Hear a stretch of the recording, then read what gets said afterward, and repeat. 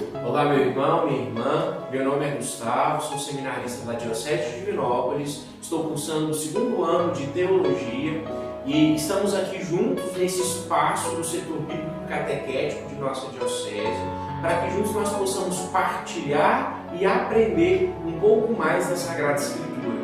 Hoje, especialmente, convido a cada um de vocês a aprofundarmos juntos os nossos conhecimentos de Paulo, esse grande apóstolo de Jesus Cristo, que escreveu várias cartas para as primeiras comunidades cristãs. Nós vamos dividir esse momento nosso em dois pequenos vídeos. No primeiro vídeo nós vamos elencar algumas características gerais, tanto da figura de Paulo, quanto das cartas que ele escreveu. No segundo momento nós vamos falar do processo de conversão, daquele processo narrado pelos Atos dos Apóstolos, quando Paulo se encontra com Jesus Cristo ressuscitado, e ali, ao fazer a experiência do encontro com o Senhor, Paulo converte-se. Paulo muda totalmente a sua vida, a sua história e o sentido da sua realidade.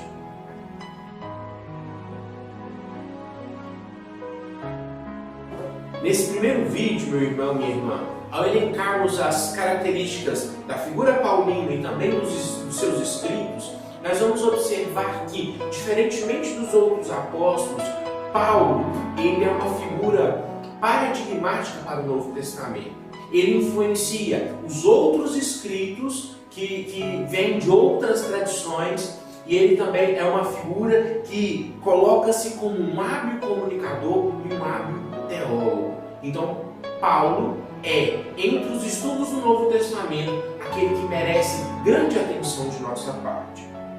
Primeiro, nós precisamos entender como nós podemos chamar Paulo de apóstolo, e aliás, ele mesmo se chama de apóstolo. Lá em Gálatas nós vamos nos encontrar com Paulo dizendo: eu, apóstolo dos gentios. Como Paulo, que não conviveu diretamente com Jesus vivo, Jesus que habitava esse chão e essa terra, um homem que não partilhou de Jesus esses momentos importantes do seu ministério, como ele pode ser chamado de apóstolo? Segundo a tradição cristã e a tradição católica, para que uma pessoa daquele tempo ela fosse considerada apóstolo de nosso Senhor, precisa ter no mínimo duas características, que são elas. A primeira, ter sido chamado pelo próprio Jesus. Não é um chamado de um terceiro, não é um chamado de uma outra pessoa, mas o próprio Jesus de Nazaré que convoca, que chama, que vocaciona aquela pessoa à missão. E o segundo aspecto, para que também esse mesmo sujeito possa ser considerado apóstolo de Jesus Cristo, é ter feito a experiência com o Senhor ressuscitado. Paulo, então, aqui no capítulo de número 9 dos Atos dos Apóstolos, nós nos encontramos que essa figura, Paulo, a caminho de Damasco, e ele se encontra então com o Senhor ressuscitado. E nos versículos do capítulo 9, nós escutamos o Senhor dizendo a ele: Saulo, Saulo, por que me persegues? O Senhor interpola Paulo e questiona-o o motivo da sua perseguição. E neste questionamento já está o chamado que nosso Senhor Jesus Cristo faz àquele homem, que faz então a figura paulina. E aí, dentre todas as cartas escritas por Paulo, nós podemos fazer uma pequena separação de cada uma delas. Todas as 13 cartas que nós temos de Paulo, nós vamos chamar de corpus paulino, ou seja, é um corpo de cartas, é um complexo de cartas que juntas elas nos revelam muito sobre a teologia cristã nascente e também muito sobre o seu autor, esse grande homem, São Paulo. As 4 primeiras cartas, que nós chamamos de as grandes cartas, a carta aos Romanos, as 2 cartas à comunidade de Corinto e também a carta aos Gálatas. 4 grandes cartas. Depois nós vamos nos encontrar com as cartas que Paulo escreveu estando em cativeiro, que são as cartas aos Efésios, aos Filipenses e também aos Colossenses. As primeiras cartas escritas por Paulo e também os primeiros escritos neotestamentários são as cartas de 1º e 2º Tessalonicenses. Nós vamos encontrar algumas cartas de cunho mais pastoral, de cunho onde Paulo de fato se preocupa e se debruça sobre aquela comunidade no cuidado e no zelo a partir da luz de Jesus Cristo, que são as cartas de 1º e 2º a Timóteo, a carta a Tito e a carta a Fileno. E também nós temos a carta aos Hebreus, que nós, pelos estudos bíblicos do tempo atual, nós sabemos que não foi escrita diretamente por Paulo, mas alguém que possivelmente carregava muito dos ensinamentos que também Paulo enviava e partilhava com as outras comunidades.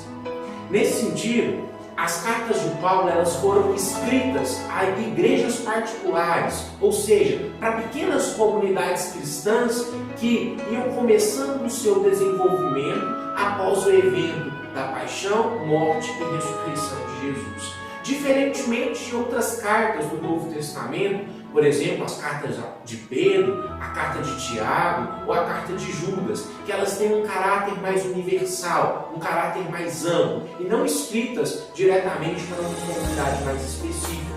Por isso, aquelas cartas nós chamamos elas de cartas católicas, ou seja, cartas universais, cartas de abrangência um pouco maior.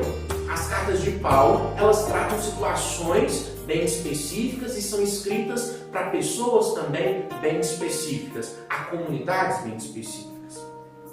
O primeiro escrito paulino é a 1ª e 2ª carta à comunidade tessalônica. E esse também é o primeiro escrito do Novo Testamento. Essa carta foi escrita antes mesmo dos primeiros evangelhos serem redacionados. De modo que em 1º e 2º Tessalonicenses nós encontramos de fato o germe, a semente ali da primeira teologia das comunidades primitivas, das comunidades que nasceram a partir do evento da ressurreição de Jesus Cristo. Os temas, principalmente o tema, melhor dizendo, das cartas a Tessalônica é o tema da parousia iminente. O que significa isso?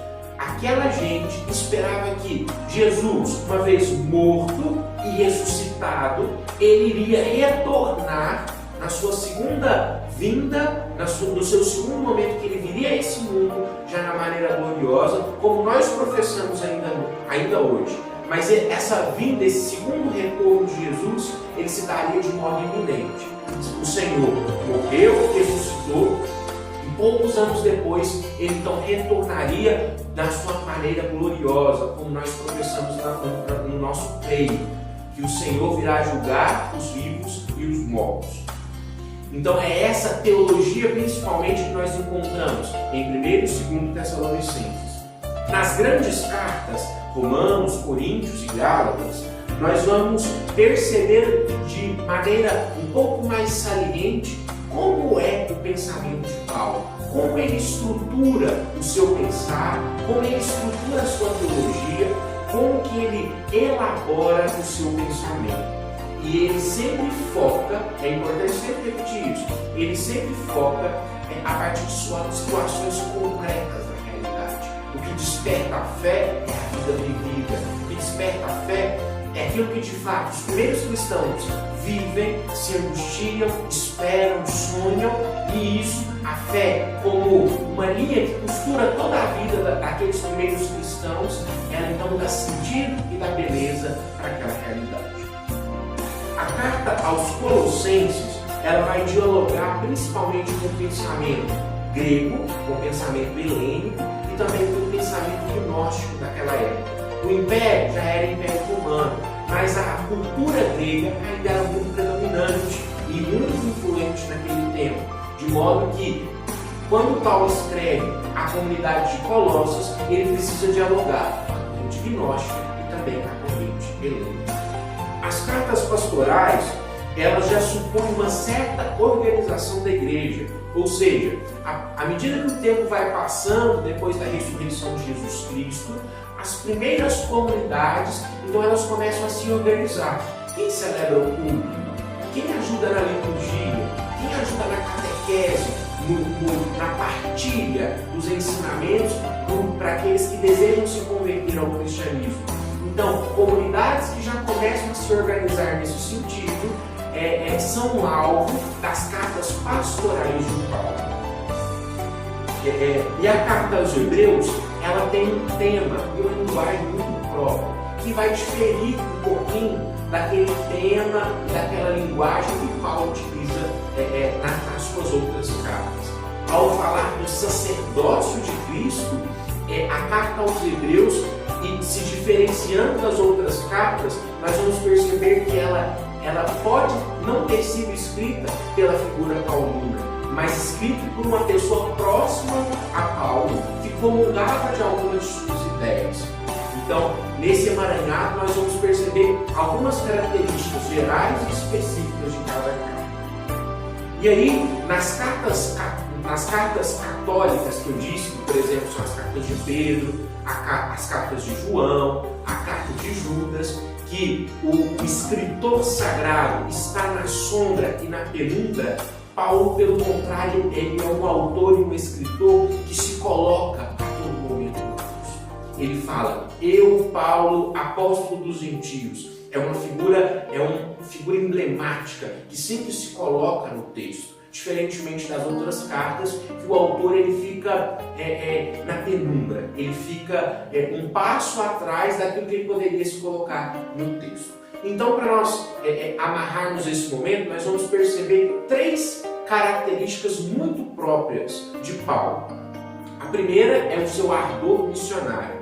Paulo não prega somente para os judeus ou para os seguidores que estavam ali juntos de Jesus Cristo, mas pelo contrário, Paulo é o apóstolo dos gentios, é o apóstolo dos pagãos, ou seja, o seu anúncio transcende qualquer tipo de fronteira. Para adotar a fé em Jesus Cristo, não é necessário que nós observemos estritamente a lei, mas para que nós sejamos filhos de Jesus Cristo, para que nós sejamos herdeiros e co-herdeiros do Senhor, nós precisamos abraçar a fé no Senhor ressuscitado. A segunda característica de Paulo são os seus escritos. Paulo é um hábil comunicador. Paulo fala muito bem. Paulo ele se coloca muito bem diante das realidades das comunidades. Se alguma comunidade, seja ela de Roma, de Corinto, ou a comunidade da Galácia, por exemplo, Paulo, ao escrever para aquela comunidade, ele sabe como corrigir fraternalmente cada uma delas, de modo que elas não se sintam desmotivadas, mas pelo contrário, que a partir da sua correção, elas se convertam, mudam o seu rumo e continuam seguindo os passos de Jesus Cristo. E a última característica é a sua solicitude pastoral. Paulo, um homem sempre atento e sempre com relação às primeiras comunidades cristãs.